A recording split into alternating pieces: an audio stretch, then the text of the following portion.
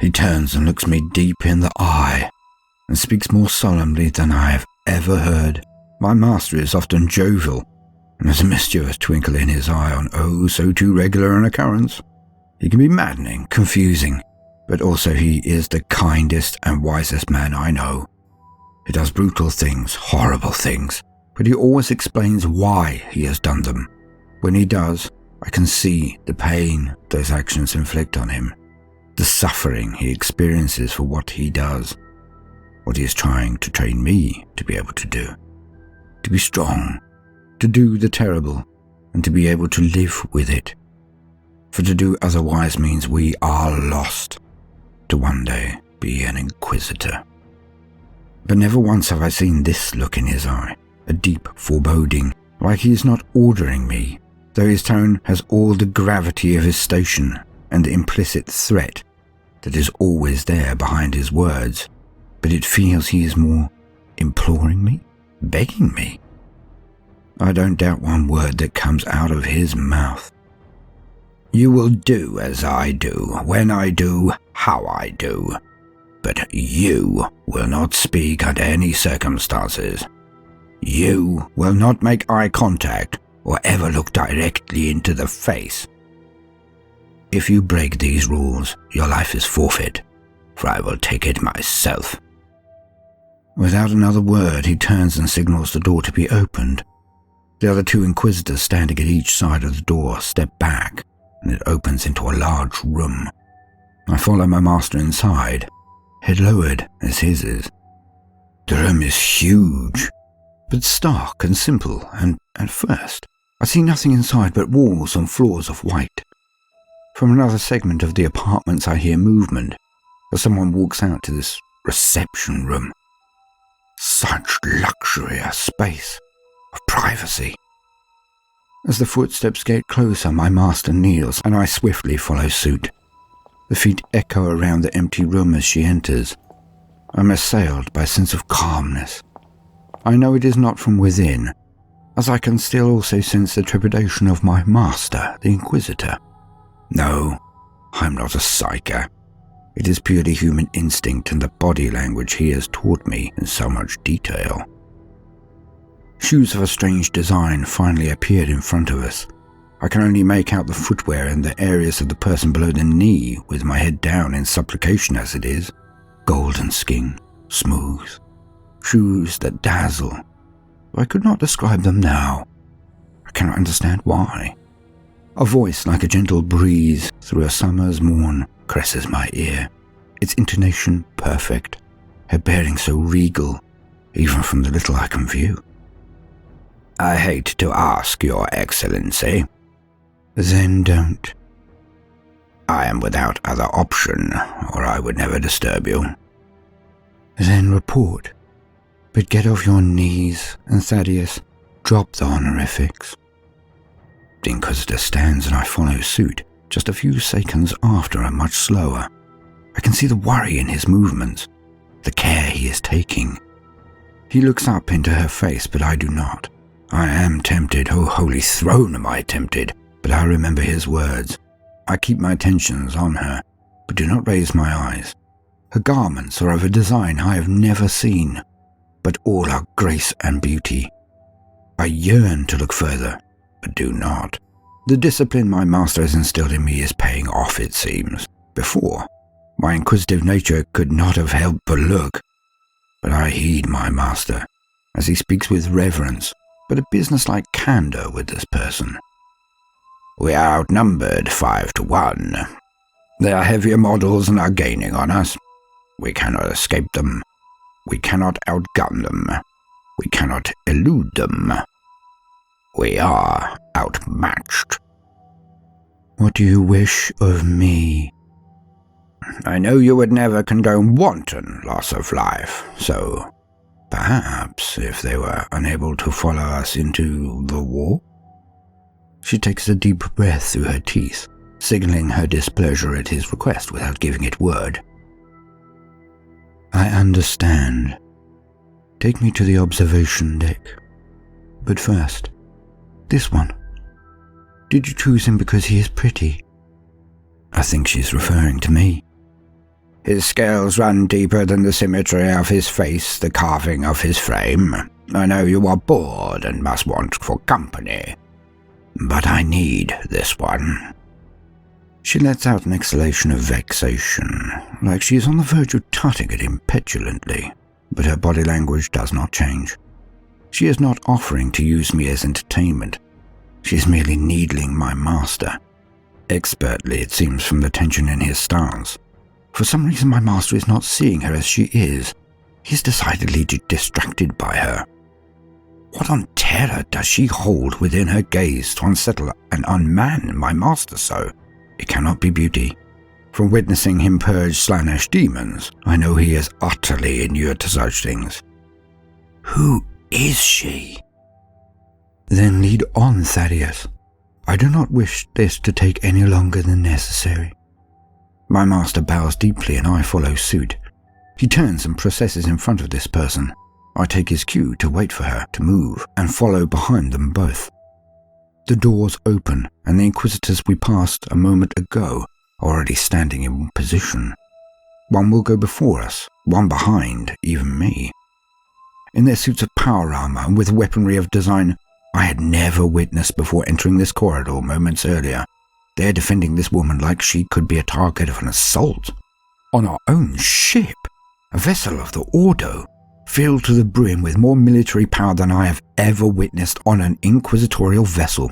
I doubt even Astartes would stand a chance of taking this ship. So heavily is each and every corridor protected by the very best of our order. As we walk through the ship, our advent into any area is preceded by a chime and a slight dimming in the ship's illuminators.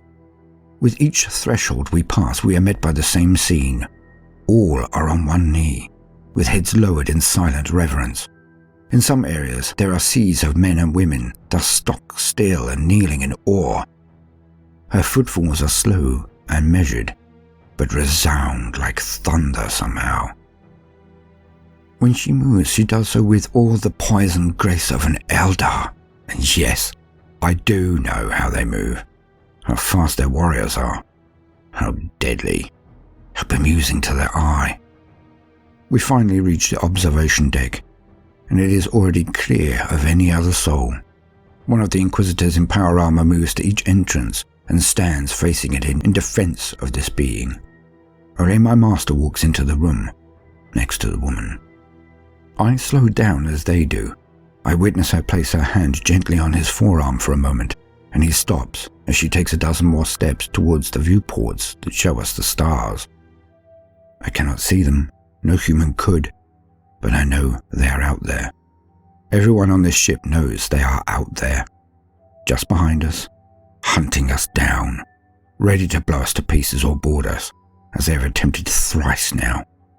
But this time, we cannot escape. I had asked my master why. Why would other Ordo ships be after us? Why would other human and loyal crews want to see us dead? In this age where all are our enemies, all seek our downfall, I could not understand why our own people would try to kill their own. At that time, my master only stated, "They do not hold the views we do." That was all. I did not ask again. I never do. He will tell me when he thinks I am ready. He never forgets a question. I've had a question answered after 8 months of waiting, near forgetting it myself.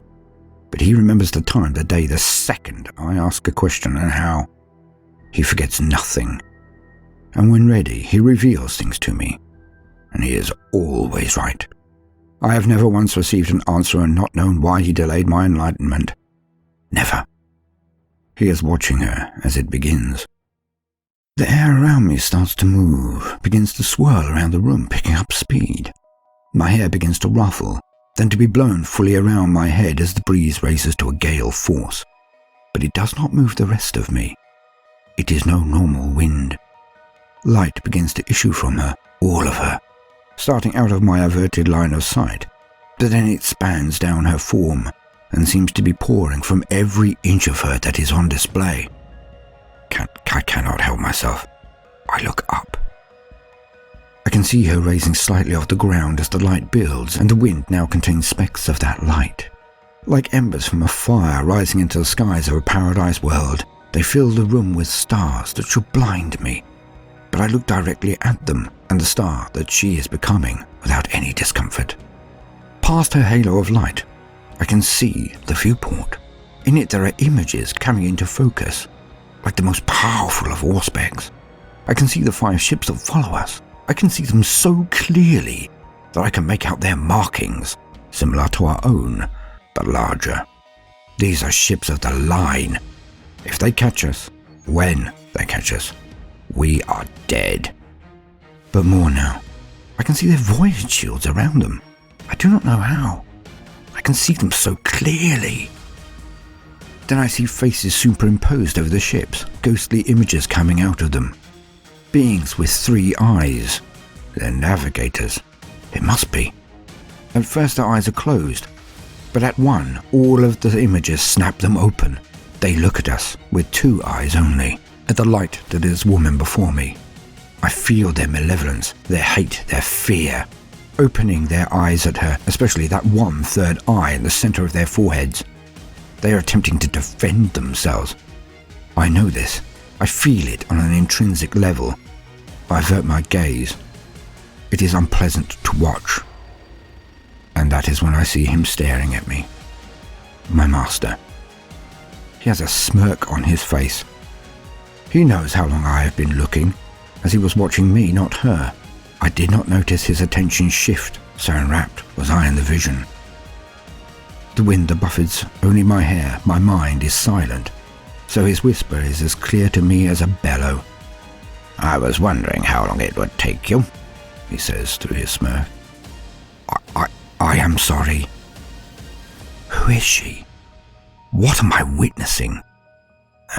You disappoint me, boy, but I suppose she is very distracting. So let's walk our way to it. Tell me, boy. Tell me the 3 things you know about the Emperor, the most important things I have told you about him. He is the most powerful man, the most important psyker that has ever existed. He is ancient beyond our understanding, and he has always watched over humanity. He is our salvation. Got it in one. I do not understand. Your first statement, boy. He is the most powerful psyker to exist. No, boy. He is the most powerful man to exist. It does not usually arise. It does not show itself. But in her, the blood sings. What? The Emperor is a man. He was always a man. My master slowly shifts his gaze to her instead of me when he says the next line, but a movement takes my attention down his frame. While he speaks, my eyes widen and then snap up to his face. I have seen the bolt pistol in his hand nonchalantly angled up at my forehead. If you ever disobey me again, boy, I will pull the trigger. I gulp. I look back at the light before us. The faces of the navigators are larger, and I can see their concentration, but her light burns brighter, and their faces begin to melt. Their expressions turn from anger into pain. She is killing these navigators, burning their minds.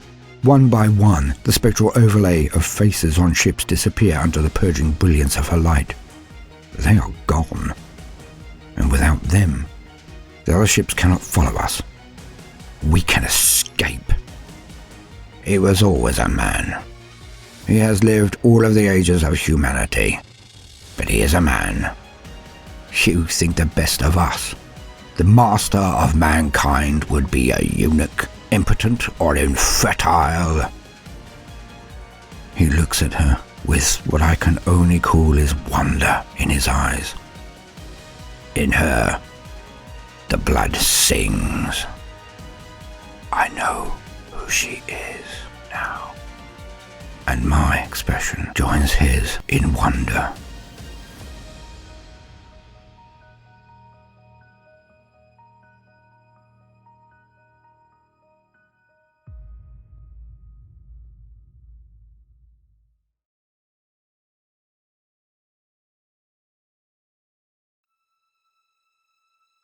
Welcome, gentle listener. I am Baldermort, and I wish to introduce you to the forces, factions, and entire setting of the Warhammer 40k universe.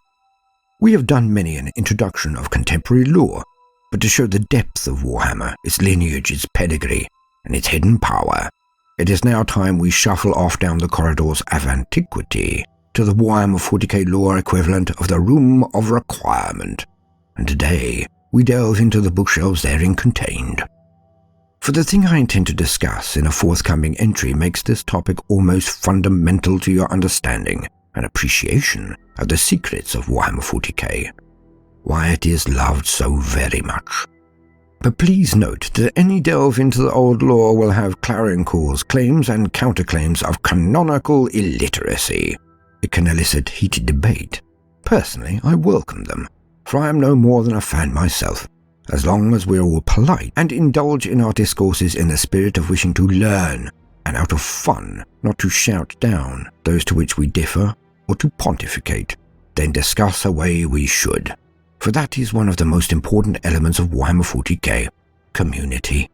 And I feel the comments section may be ablaze with point and counterpoint from us old ghouls, those who have watched the Warhammer setting evolve and mutate into the wonder it is today.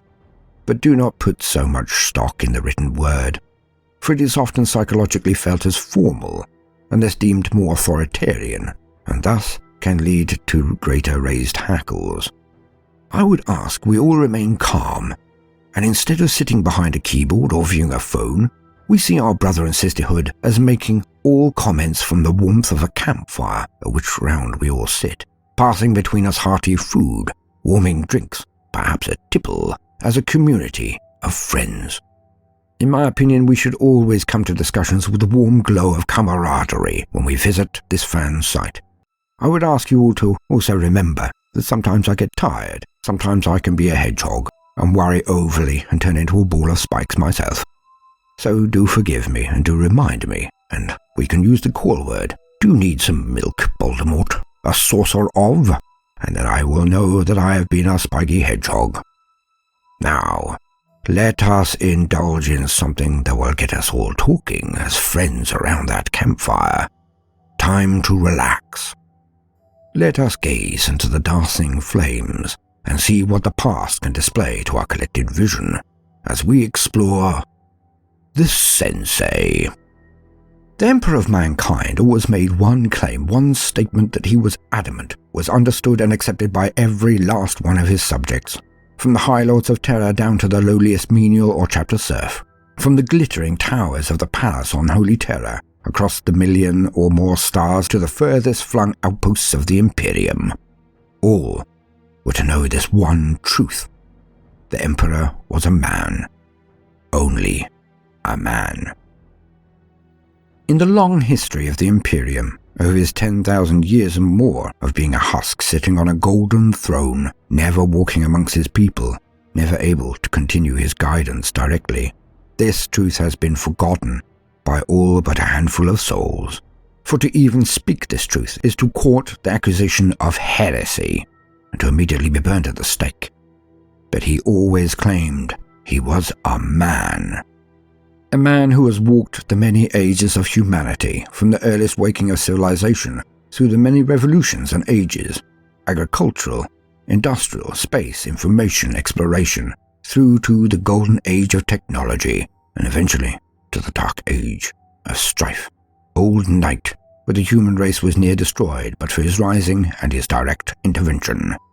An immortal, the most powerful of our kind to have ever existed, with wisdom, abilities, knowledge, strength, endurance, and reflexes that would be hard to imagine, let alone witness. But he said he was a man. Few then take on the one thing, the thing the Inquisitor in the introductory story identified. A simple biological fact. Humans breed. Nobody ever said he was impotent or infertile. He was never a monk, and lived well over 30,000 years whole and hearty and amongst his people. And no matter what your colour, creed, station or sex, we humans all like to get some. Here is where there will be many a divergence in opinion, for the sources are clear but very dated. Some tales state that they are of his genetic line, Some say that they are his direct offspring. I like to think that it could be both. But the existence of them is not in question. They are descendants of the Emperor himself. Direct sons who are ageless and have lasted near as long as their sire. Or the concept that every now and again there is one thrown up from his long dormant seed. Ancient traits that are sometimes activated after thousands of generations of slumber. Hence, I have used a female descendant in my clumsy introductory tale, for no tract about his descendants state his power is confined to only the masculine line, if their descendants are not direct immortal sons. If I were to be so bold as to ever propose female space marines, then the most logical and canonical way this could be achieved is a female sensei's genetics were used as a template. Not quite Astartes, but close perhaps, and with call around, who can say?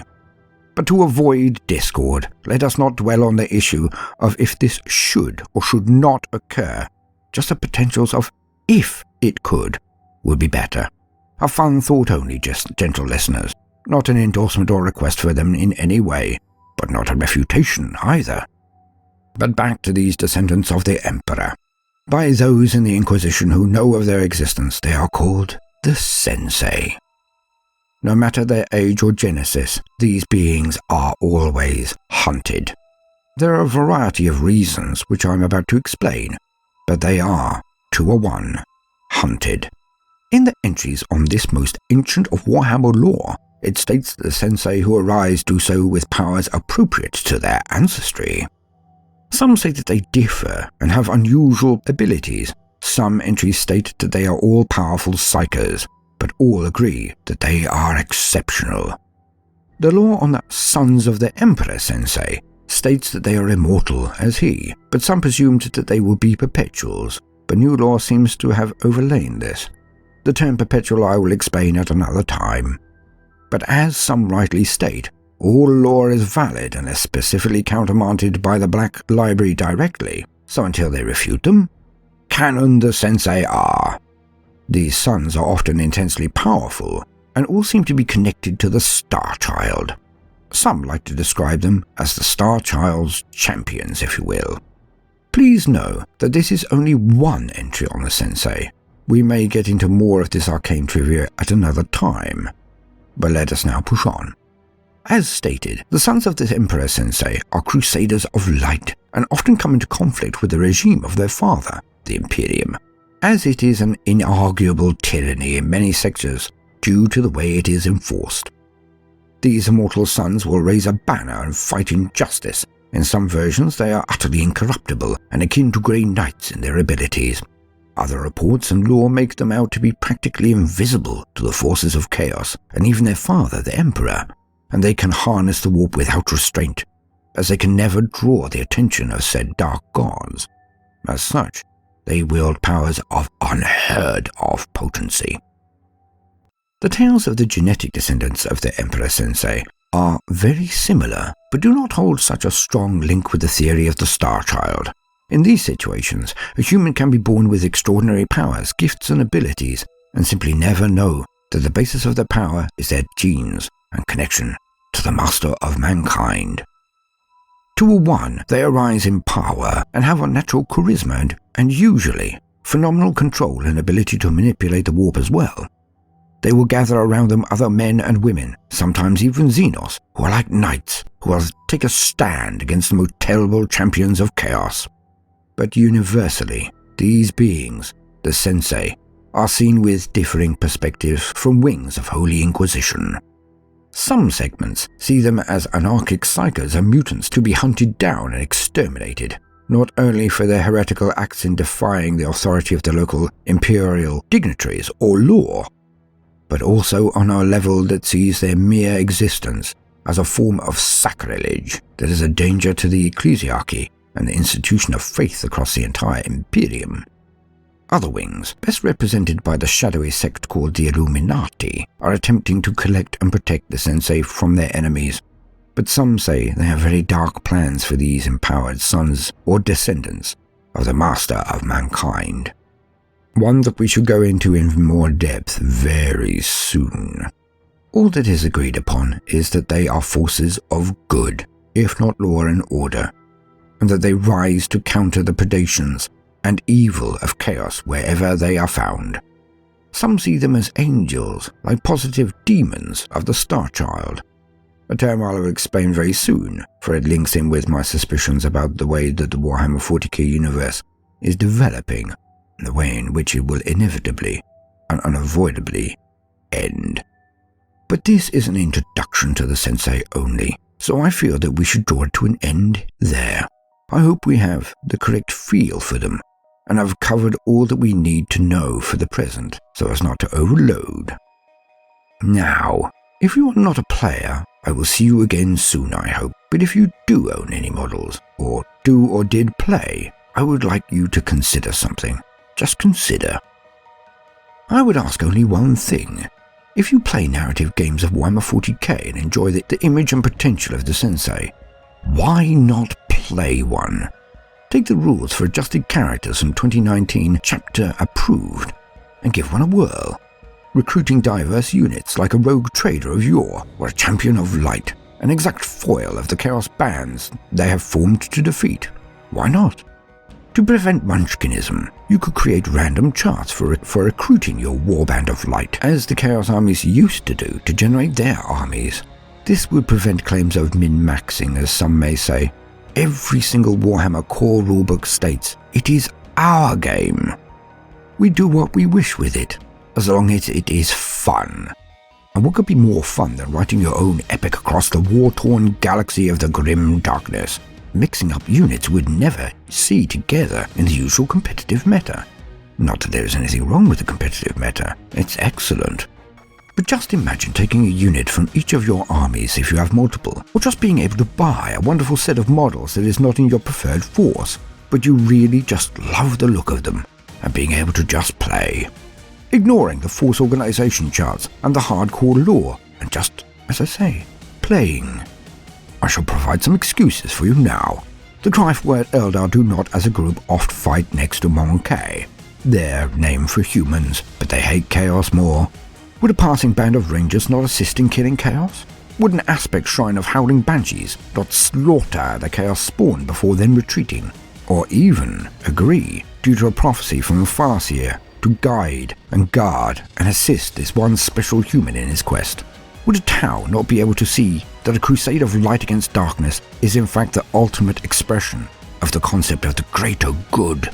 Would a Space Marine squad not follow a being if their chapter master ordered them to do so, out of a debt that was owed to the person by the entire chapter? But you could go further. Would an Orc warband not follow a great boss if he was promised never-ending warfare and crumping until they grew such an extent that they could return to their homes and tribes and dominate them utterly, with all finding muggins and watsits and carnage in the entourage of this being of light? Perhaps Gork or Mork could send a vision to them. All vague, or could be rizzed by a hardcore lore purist, but it is, and I cannot state this enough, a game. Any way to use your models in a fun way is legitimate, and if it increases your enjoyment, it is a win for everyone. So just consider the opportunities, and expand your perception of this great and glorious hobby. It really is what we make of it. I have been Baldermort, your faithful servant. I hope you have enjoyed this rummage around the room of requirements contents and the introduction to the Sensei, the descendants of the Emperor. If so, then please do consider liking and subscribing. If you are a regular gentle listener and see worth in what we are doing, then do also consider sharing this video or even supporting us on Patreon. It would be a great boon and would assist in continuing the work. I would like to remind all, though, that this is a hobby. Disagreement is wonderful, but it must be polite and done in the memory of that image of the fireside around which we all sit as equals, as a community, as friends. As a very daft film once said, be excellent to one another. Now, no matter what you do today, do try to make some time for fun. Toodaloo.